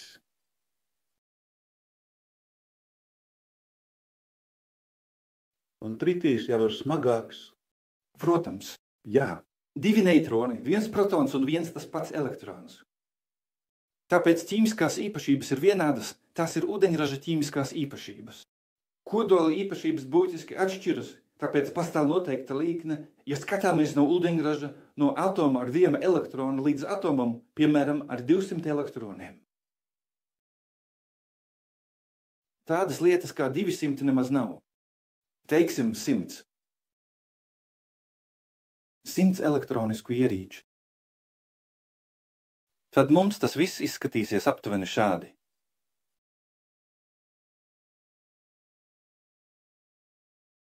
Šī ir saistības enerģija. Vai saprotat, kas ir saistības enerģija? Ja mēs savienojam daļiņas, atomu daļiņas savā starpā, tad var izdalīties vai uzsūkties noteikta enerģija. Šis ir līmenis, kas aptuveni atbilst šādiem elementiem. Arī, nu un tā tālāk. Šis ir līmenis, kas, piemēram, atbilst hēlijam.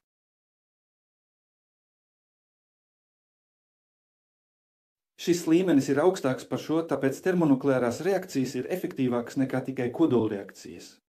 Šeit tās ir saplūšanas reakcijas, bet šīs reakcijas šķelšanās reakcijas. Bet lieta nav tikai tajā. Apvienot, jo to vienkārši ir pārāk maz. Šeit ir liela kodoli, un šķeļoties tie izdala daļu enerģijas. Šeit šķeļoties vai saklūstot izdalās daļa enerģijas. Un šī enerģija ir lielāka nekā šī. Nu, būtībā tas arī viss. Visa kodolfizika ir ļoti vienkārša. Jā. Tā kā jau sākām runāt par kodolieročiem, tad par to, par ko runāja. Nē, mēs nemaz nerunājām par kodolieročiem. Tas pats no sevis. Tas pats no sevis aizgāja, jā, tālāk. Vladimirs Vladimirovičs teica, ka Krievijai ir jauns ierocis, kas radīs daudz lielāku postu nekā jebkas, ko līdz šim visi zināja. Vai tā ir vakuma bumba vai kas cits? Vakar es teicu, ka ir 3 lietas, ar kurām mēs nekad nenodarbojamies mācību semināros. Trešā tie ir sociālajie konflikti valstī, kurā uzturamies. 2. slepenas organizācijas un ordeņi. Un 1. jauni masu iznīcināšanas ieroču veidi. Tas ir skaidrs. Diemžēl es šobrīd nevaru atbildēt uz jūsu jautājumu. Nē, tas ir kardināli. Diemžēl es nekādā veidā šobrīd nevaru atbildēt uz jūsu jautājumu. Nu, tas ir. Dzirdēts arī piedāvā. Ne vārda jautājuma. Teiksim tā, es nodarbojos ar augstas enerģijas fiziku. Mans darbs tika uzrakstīts 9. klasē. To publicēja Polijas Zinātņu akadēmija 20 gadus pēc tam, kad tas tika uzrakstīts. Labs darbs bija, vai ne? Kopš tā laika ar to arī nodarbojos. Diemžēl tas ir viss, ko varu pateikt. Brauksim tālāk. Es vēl nepazinu Tristramu. Es vienkārši biju mazais Butorkins. Kas vēl? Mums vēl palikusi kara tēma starp mikrovalsti un... Tas paliek. Šī tēma vēl paliek. Mēs vēl neesam risinājuši uzdevumus. Es neesmu aizmirsis. Visus mājas darbus es labi atceros. Es to speciāli devu vakar un šodien, lai ieinteresētu tos cilvēkus, kuriem tas varētu būt interesanti, lai būtu skaidrs, ka mēs strādājam ne tikai ar kādu dzelzs tehniku, bet arī ar visdažādākajām sistēmām vispār. Lūk, tā es to aprakstīju un atstāju, lai tā pakarājas. Mēs pie tās noteikti atgriezīsimies. Kas mums vēl bija no izskatītajiem uzdevumiem, kurus mēs ātri pārskrējām? Bija uzdots par iekarošanu. Par mikrovalsti, par iekarošanu mēs runāsim rīt. Tas paliek kā mājas darbs. Vai ir kādi risinājumi? Varbūt kaut kas tam līdzīgs. Labi, parādiet tos un... Bet es taču speciāli paturu šo risinājumu. Kāpēc? Mēs šodien ar jums pusi dienas nodarbojāmies ar instrumentiem. Manuprāt, diezgan veiksmīgi un pietiekami sekmīgi. Mēs pavadījām diezgan daudz laika, lai izskaidrotu savu instrumentu izstrādājumu būtību, mazliet par etelo modeļiem, nedaudz par cilvēciņiem. Mēs taču kaut ko diezgan saprotam darījām, vai ne? Tagad es gribētu, lai jūs rīt šo uzdevumu analizētu, jau ņemot vērā šos apsvērumus, lai tā nebūtu vienkārši kāda gaiša ideja. Gaiša ideja, es saprotu, visi ir gudri cilvēki, nekāda problēma. Jums ir daudz labu gaiša ideja. Bet mani interesē, lai jūsu gaišās idejas savienotos ar tiem instrumentiem, kurus es rādu. Proti, var jau nospēlēt, kāds var nospēlēt Bahu uz balalaikas. Varbūt. Bet es gribu, lai viņš to nospēlē vismaz uz ģitāras, ja ne uz ērģelēm. Lūk, tā gribētos. Negribu nevienu aizvainot. Vienkārši. Tātad šis uzdevums par iekarošanu ir domāts šodienai grupu apspriešanai vai kā? Noteikti. Es vēl došu kaut ko apspriešanai. Ko jūs domājat? Jūs domājat, ka aiziesiet uz nakti tāpat vien? Šo uzdevumu es jau biju paredzējis un teicu, ka mājas darbi būs uz vakaru, un tie būs jārisina, tā kā. Mēs tā arī godīgi darām. Mēs uzskatām, ka tas ir visefektīvākais veids, kā cilvēku naktī neizslēgt. Ja es naktī strādāju, kāpēc jums būtu jābūt izslēgtiem? Tas vēl pēc jūsu domām. Par uzdevumiem, par tiem jautājumiem, kurus jūs pacēlāt. Attiecībā uz to cauruli gribētos. Kura? Ielieto zemē. Tur bija daudz tāda. Izrakts. Jā, tā izrādījās teiksim. Izgatavots no nemetāla. Un tā izrādījās ar lielu diametru, jā, kā mums brailos. Tātad pilnīgi šeit. Siltums netiek vadīts, jā? Tas ir izolācija. Nu, vispār, es negribētu to tur kausēt. Nē, neizkusi. Ak, tas šajā kūst. Tāks varētu plasmasas caurule, bet šajā ir kaut kāda cita caurule. Pēc. Būtības kopējais modelis. Mēs jau redzējām. Ievadām kaut kādu lauku.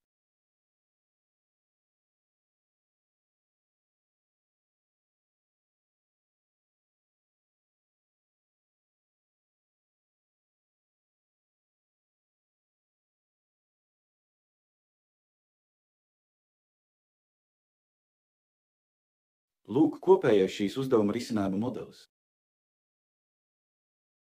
Mums ir jāievada kaut kāds lauks. Vielas iekšienē. Pēc tam vielai ir jāsadalās. Mūs interesē virziens. Mūs šī vieta interesē. Šajā punktā V1 pārvēršas par V1. Ja virziens ir šāds, un tieši šajā vietā mēs ievadām lauku. Pirmkārt, ir skaidrs, ka laukam jābūt pietiekami lokālam. Jo mēs vienkārši virzīsim gaismas staru vai vienkārši uzsildīsim visu cauruli kopumā, rezultātu mēs neiegūsim. Proti, teorētiski, protams, mēs varam pamanīt, ka no turienes iznāk vēl augstāks, nedaudz vai no turienes mazliet augstāks, bet tas būs sarežģīti. Mēs neapzināti pieņēmām, ka lauks ir pietiekami lokāls. Tātad mums ir jāievada šis lauks. Šeit. Šī lauka ietekmē viela sadalīsies, tas ir iegūs kaut kādu jaunu īpašību. Un ir jāparādās jaunam laukam, kas šeit iznirst. Tas iznirst šeit, un tas iznirst arī te. Principā mēs vispār varam jautāt, kas ir šis lauks. Mēs to ignorējam.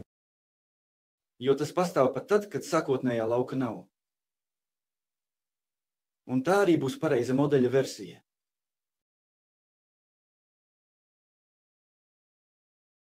Lūk, tātad es esmu kārtībā. Jā, es jūs klausos. Saprotiet, un tad es vēl pabeigšu. Tas ir, es vēl nepabeigšu. Vispār, jā, labi. Tātad pirmais nosakām. 200 metrus tālāk, kas tas ir vai nav? Plūsmas virziens. Tātad, ja plūsma ir pretējā virzienā, tad mēs ejam pie krāna un meklējam citu. Lai gan, godīgi sakot, krāns mani šeit neinteresēja. Es speciāli ieviesu tādu sākuma nosacījumu, lai jums būtu minimāli piesaisti konkrētai vietai. Patiesībā tas ir tīrs mācību piemērs. Tam nevajadzētu būt nekāda praktiska nozīme. Kāpēc? Nē, bet ir gan. Nu, ir gan. Izprovocējos tvaika pirti. Protams, ir gan. Neapšaubāmi ir gan. Bet tomēr, kad mēs risinām uzdevumu šādā veidā, mēs atdalām lieko. Es jums taču patiesībā nestāstīju, kur tas notika, kā tas notika. Jo patiesībā runa bija par to, ka šeit ir milzīgs daudzums ēku. Šeit ir rūpnīcas cehi, kas vēl tiek būvēti. Jūs saprotat, ka būvlaukumā ir iespējams pārbūves plānojumi, pārplānojumi un viss pārējais. Un tieši tajā laikā notiek izrakumi. Un šie 2 kilometri patiesībā nebija 2 kilometri, bet gan 5 kilometri, kas bija savīti vairākos mezglos. Jo cilvēkam bija jānoskrien kāda vieta, kaut kur tur, kaut kas jāatrod, vai nu tur, vai nu tur. Un to nevar pārāk sabojāt. Un varbūt tajā laikā kaut kur tur ūdeni pēkšņi vai vēl kaut kas notiek. Tātad rodas daudz dažādi jautājumi šajā procesā. Ūdens plūsmas virziens ir tikai viens no jautājumiem, kas radās. Dažus gadus agrāk. Tieši tādā pašā tranšejā. Kabelis tika izrakts. Vecs sarūsējis kabelis. Un bija jautājums, vai to drīkst pārgriezt, vai tomēr nedrīkst. Starp citu, sākumā mēģināja to pārgriezt, bet no rietumu puses. Parasts koka saknes gabals. Pēkšņi izrādījās, ka tur kaut kas metālisks uzspīdēja. Un tad cilvēki aizdomājās. Un pēkšņi izrādījās, ka nav nekādas schēmas, nav nekā. Un nav nekādas ierīces, ar kuru varētu noteikt, vai šeit ir spriegums vai nav. Jo šī ir metalurģijas kombināta teritorija, un jūs nonākat ļoti tuvu izgulējumam, kā jau teicu, ļoti tālu.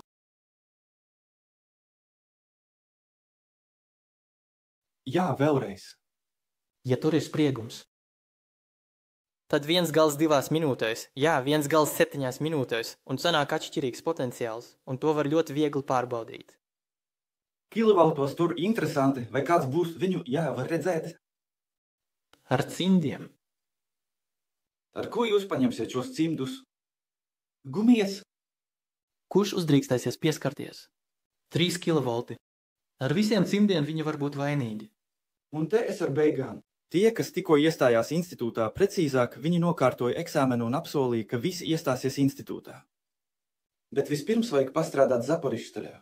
Tieši šajā vietā kādu laiku, un grupa devās, te atrokamies un neskatāmies uz visu šo bezjēdzību.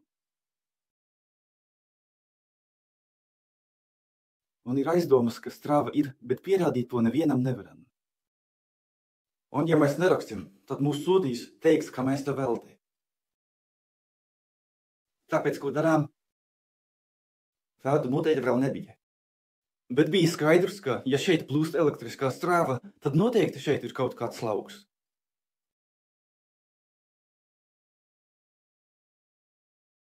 Magnētiskais lauks un elektromagnētiskais lauks. Spriežot pēc kabeļa, mēs jau bijām nedaudz sagatavoti, sapratām, ka tur nav 220.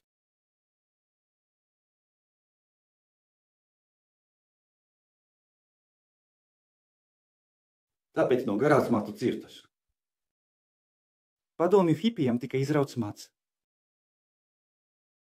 Draudzenei tika izvilkta matadata, uzvērta uz šo matiņu un uzmanīgi pietuvināta kabelim. Matadata sāka drebēt.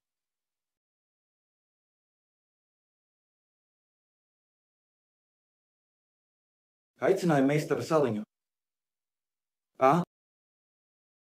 Tā tad tikai runa un tikai spriegums, jā.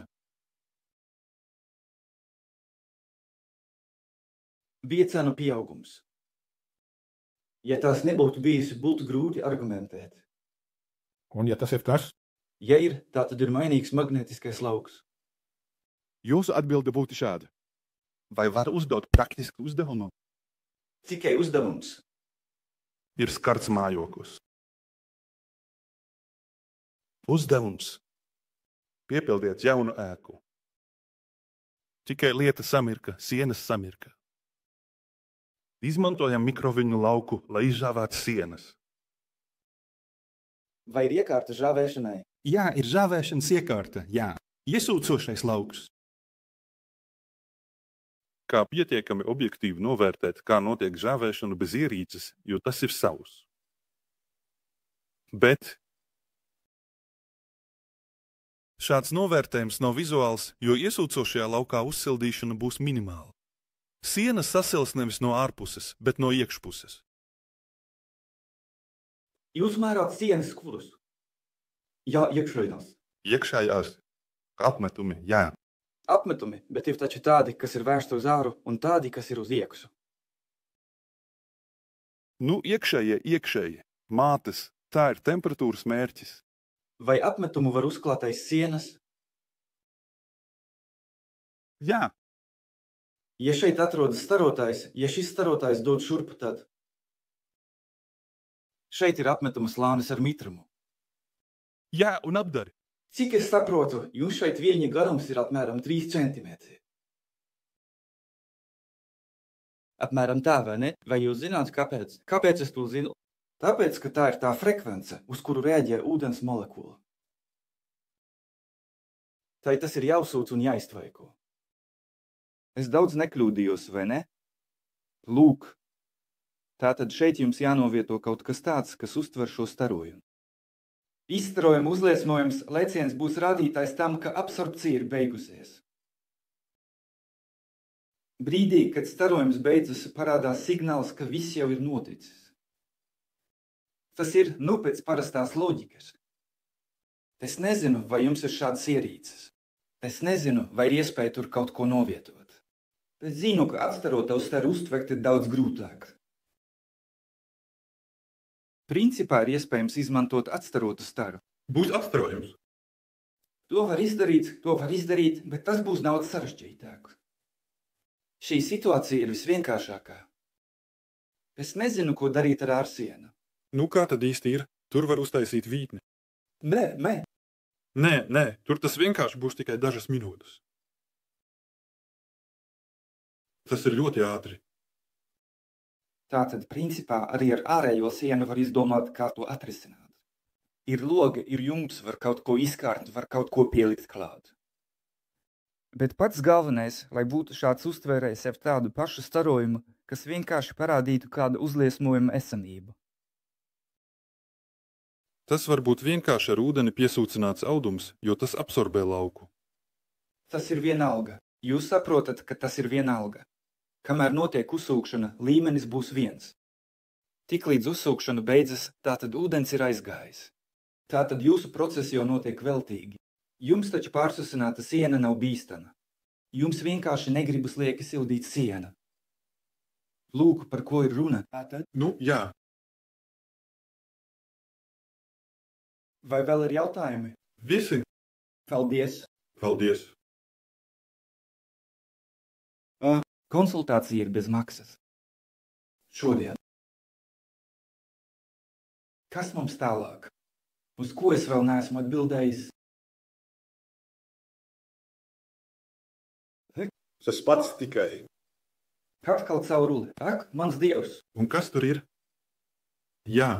Kaut kā vajag ieviest lauku un pēc tam kaut kādā veidā šīs iedarbības noņemt, izmērīt. Bet tas viss? Labi. Kādas laukas vispār mēs varam ieviest iekšā?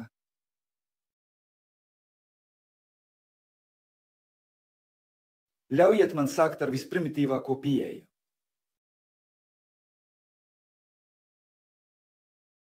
Mēs paņemsim vecu grāmatu, un vecajā grāmatā visu to apskatīsim.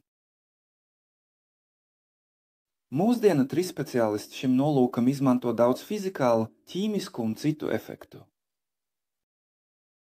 Lai noteiktu kaut ko šeit caurulē, ir jāievada kāds acīmredzami fizisks lauks. Jā, pilnīgi pareizi. Acīmredzami fizisks lauks. Un arī izējā mums jāiegūst kāds fizisks lauks. Mums ir jānosaka objekta pārvietošanos, to nesabojājot un nesagraujot. Šim nolūkam man ir programma, ko 8. klasē izstrādāja mans jaunākais dēls. Smieklīga, kurā ir apkopota gandrīz visa fizika, ko pie mums māca universitātēs. Ir vēl arī grāmatiņa.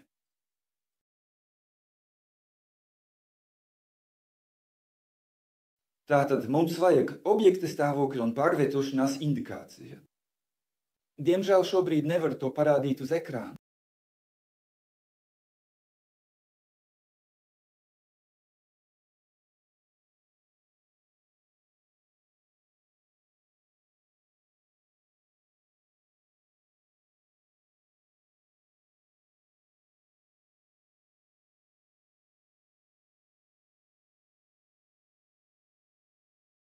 Kurš var pateikt priekšā? Lūk.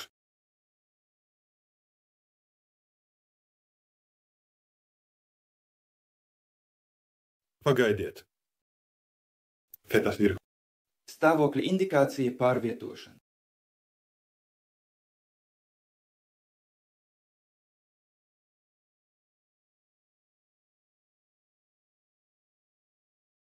Pāršķiriet lapu, citādi kas?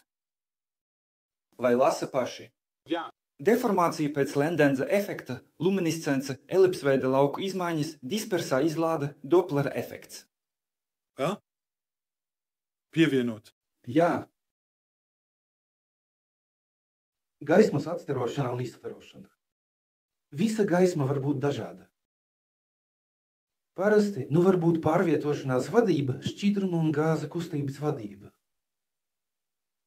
Varbūt tas ir šeit.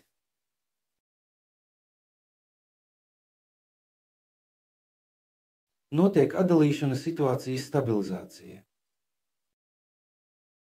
Pēc tam, kad atrodam nepieciešamos efektus, mēs ieejam šeit.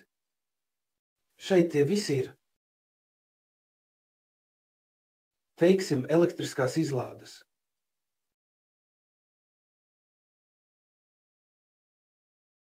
Apraksti mums ir, komentāri mums ir. Piemēri. Tātad, principā, mums ir tādas datubāzes.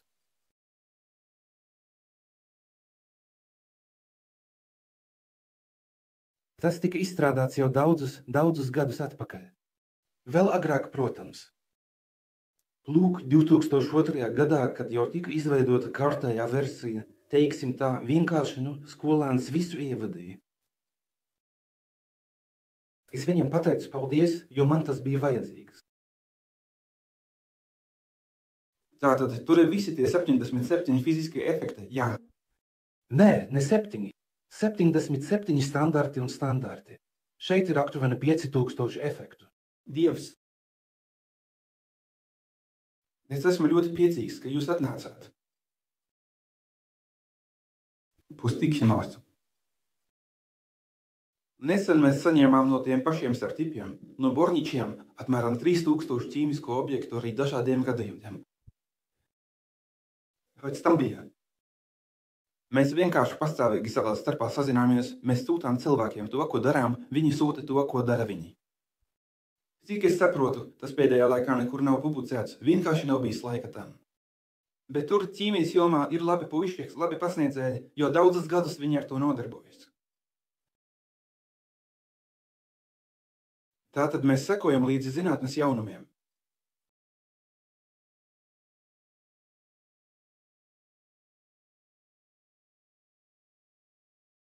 Paskatieties vēlāk pēc tabulām, pēc sarakstiem, kas jums iepatiksies, to jūs šeit pievienosiet.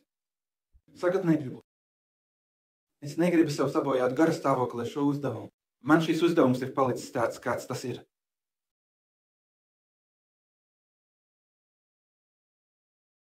Tās jābūs jūsu uzdevumi, tie jābūs jūsu risinājumi. Mums ir instrumenti šāda lēmuma pieņemšanai. Patiesībā aptuveni sākot no 1972. gada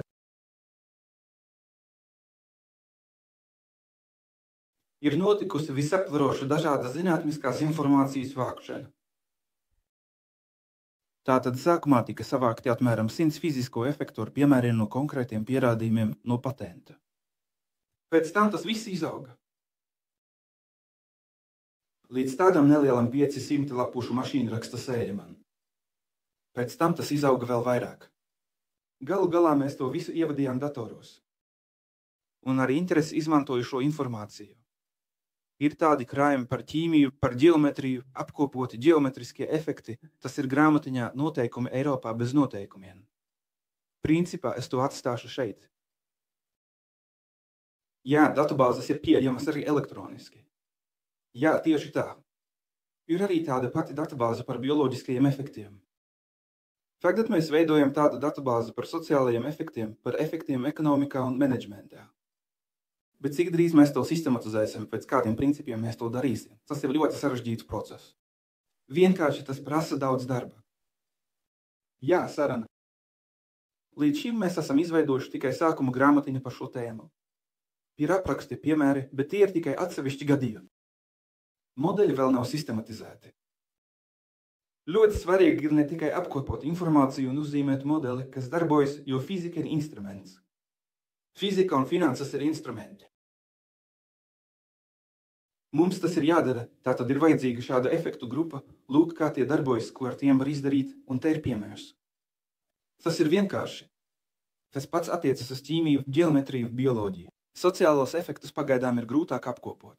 Ir piemēri, bet tie vēl ir diezgan vāji, tā teikt. Mūs tas nevisai apmierina, lai gan ļoti daudz cilvēki ar lielu prieku pie tiem ķeras.